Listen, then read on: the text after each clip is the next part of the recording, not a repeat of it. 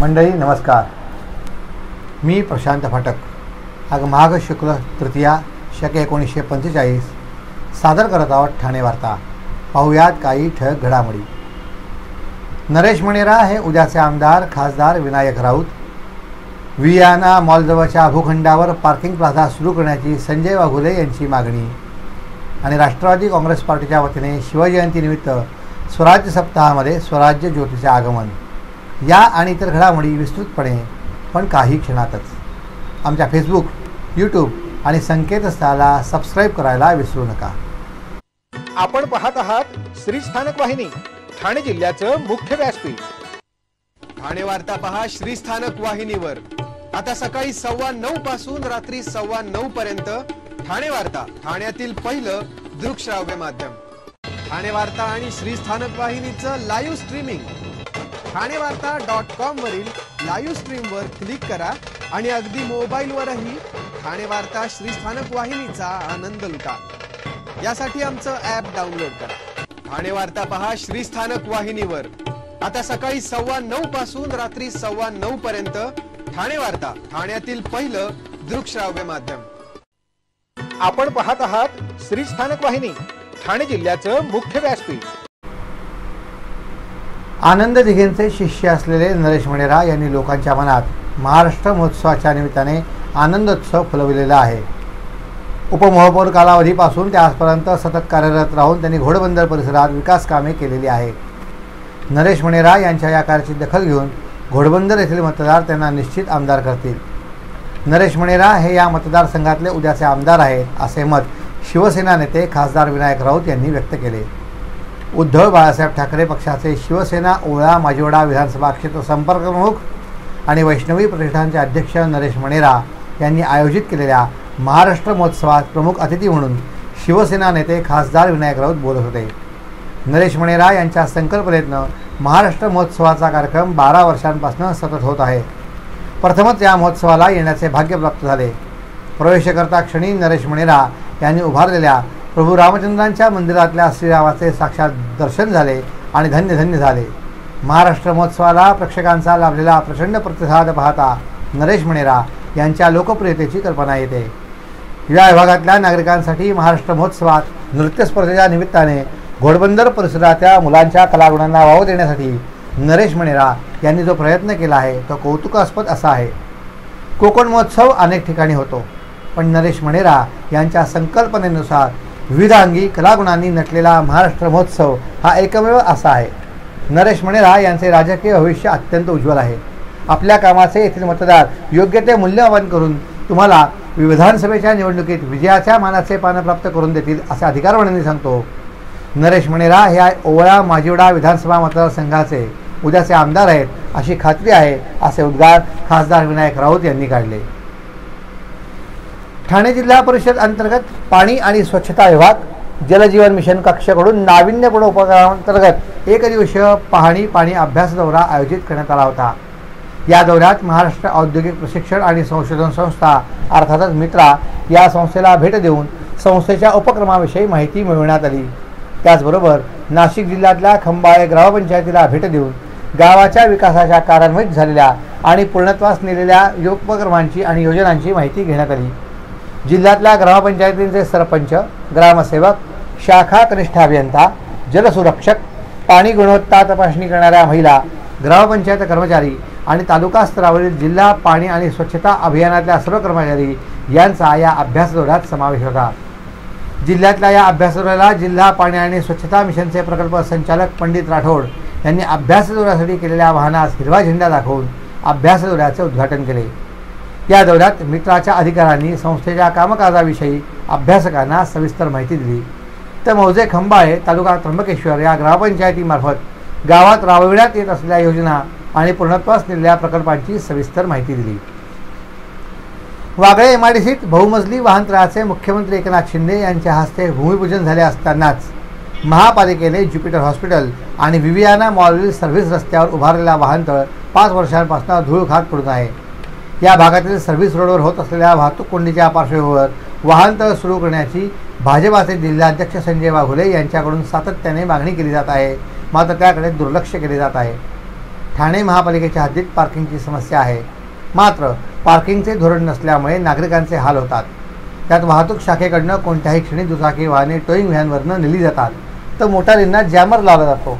अशा परिस्थितीत महत्त्वाच्या ठिकाणी पार्किंग प्लाझा उभारण्याची आवश्यकता आहे. महापालिकेने ज्युपिटर हॉस्पिटल आणि विवियाना मॉलजवळच्या भूखंडावर पार्किंग प्लाझा उभारला आहे. त्याला 5 वर्षाचा काळ उलटला. कोरोना आपत्तीच्या काळात या ठिकाणी तात्पुरते हॉस्पिटल उभारण्यात आले होते.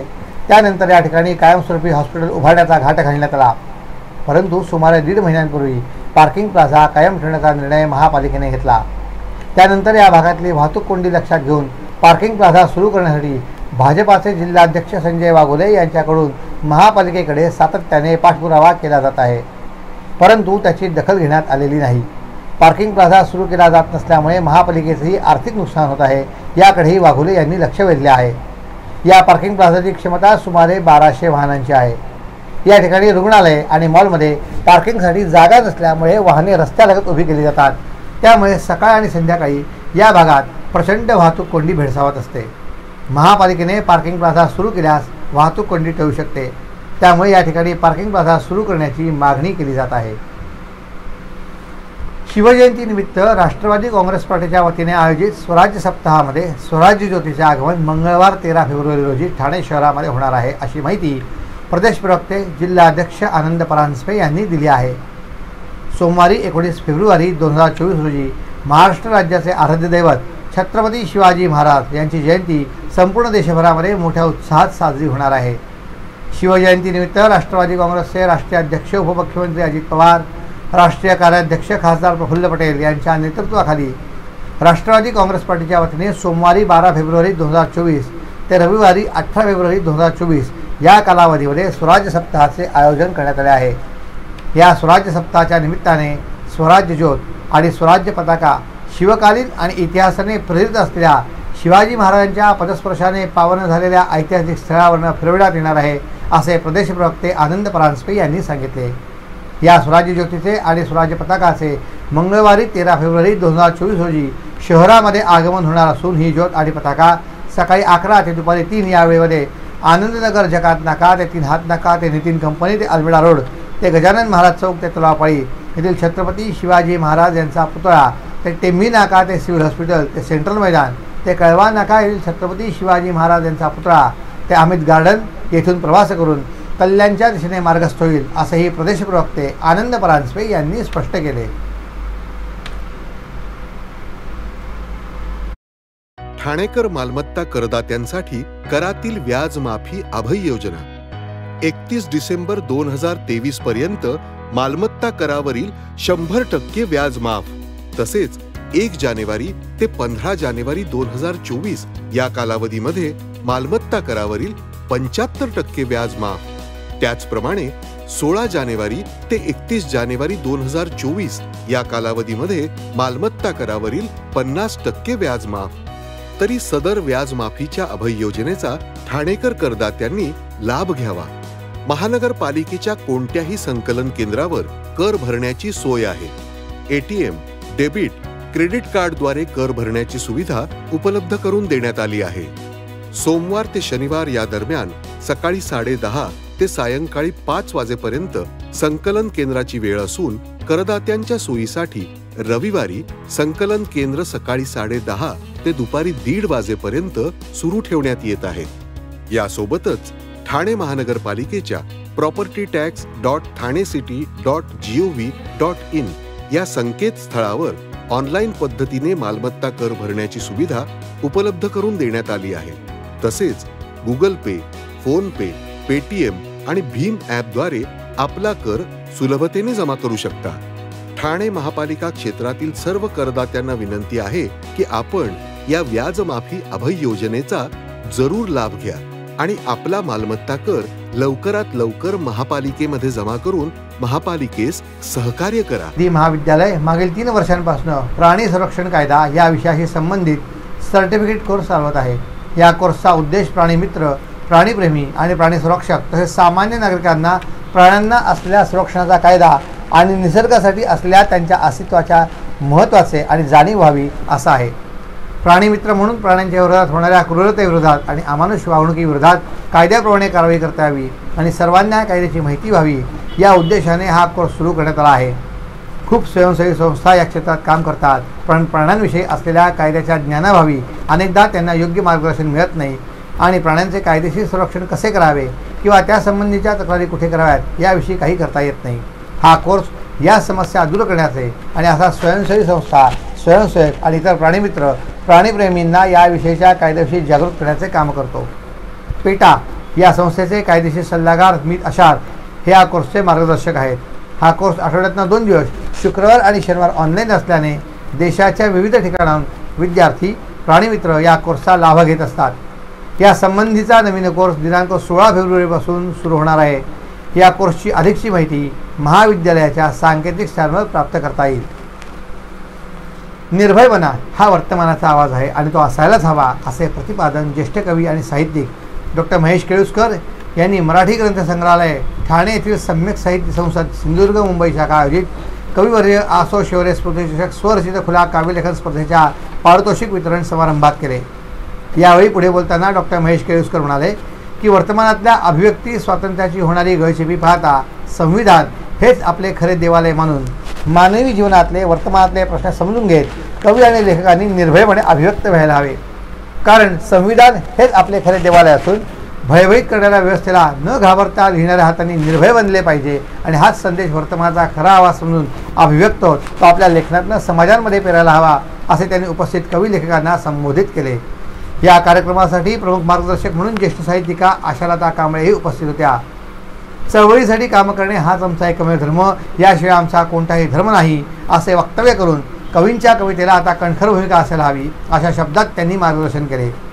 नुकतेच झालेले ज्येष्ठ पत्रकारांवरील हल्ले, सातत्याने होणारी अभिव्यक्ती स्वातंत्र्याची गळचेपी, संविधान विरोधी वृत्ती या साऱ्या मनसुब्यांवर आसो शौर्य काव्यलेखन स्पर्धेच्या पारितोषिक वितरण समारंभात चर्चा होऊन अशा घटनांचा तीव्र शब्दात जाहीर निषेध करण्यात आला.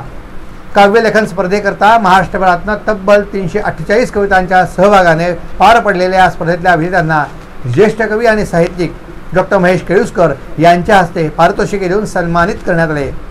कविवर्य आसो शौर्य स्मृतिचषक राज्यस्तरीय स्वरचित काव्यलेखन स्पर्धेत 348 कवितांमधून प्रथम क्रमांक अनिल कांबळे वाशिम, द्वितीय क्रमांक अशोक कांबळे चंद्रपूर, तृतीय क्रमांक अनुराधा विभूते सोलापूर तर उत्तेजनार्थ म्हणून साक्षी धवडेकर या 4 विजयी स्पर्धकांना सन्मानचिन्ह, सन्मानपत्र, ग्रंथभेट आणि रोख पारितोषिक देऊन गौरविण्यात आले. शिवसेना उद्धव बाळासाहेब ठाकरे आणि वैष्णवी प्रतिष्ठान आयोजित शिवसेना महाराष्ट्र महोत्सवात 90 प्रकारच्या विविध स्टॉलवरच्या खरेदी विक्रीतनं अवघ्या 8 दिवसात 2,50,00,000 रुपयांची आर्थिक उलाढाल झाली. यातून स्थानिक स्टॉलधारकांची आर्थिक उन्नती झाली, शेकडो तरुणांना रोजगार मिळाला. या दृष्टीने शिवसेना महाराष्ट्र महोत्सव यशस्वी झाल्याची माहिती महाराष्ट्र महोत्सवाचे आयोजक शिवसेना ओवळा माजिवडा विधानसभा क्षेत्राचे संपर्क प्रमुख माजी उपमहापौर नरेश मणेरा यांनी दिली आहे.